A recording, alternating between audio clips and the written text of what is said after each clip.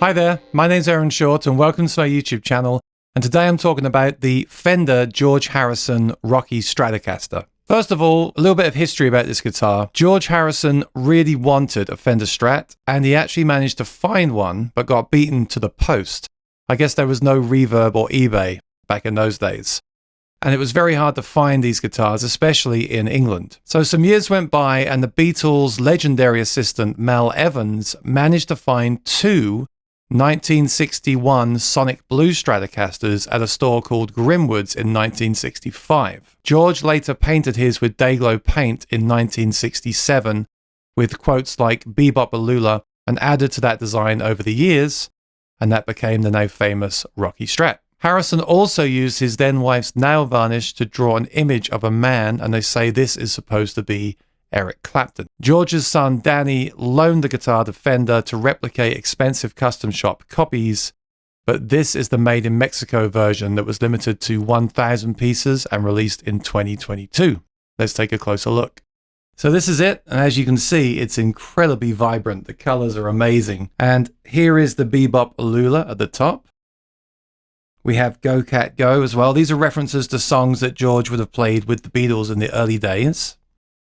And I'm sure there's some Beatles fans out there that can tell me more about the other images on here that I just don't know about. But the great thing with this guitar is, yes, it's pretty expensive for a made in Mexico Fender Stratocaster in comparison to, say, a standard series model.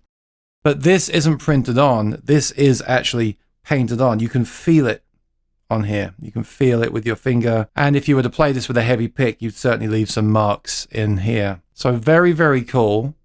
And I'll show you the headstock as well. So they say that is Eric Clapton. What do you think?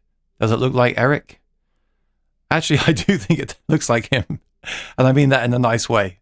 I get what they're saying, and I'm sure that the lore is correct. That is Eric Clapton. Interesting that this post goes through his head there, because I know they were friends for many years, but they also had their differences as well. So I hear. There's the name on the headstock, Rocky.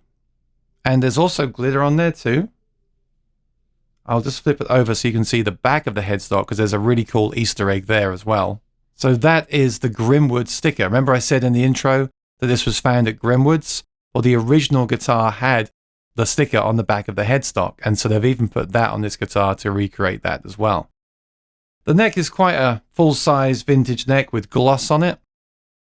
And the back of the guitar says George Harrison. You'll see there's no backplate. I actually really like that. I like when they leave the backplate off and don't put the holes for the backplate, because I like to leave mine off anyway, and then you get a nice clean look with that as well. You can see the color comes right around here at the curve here.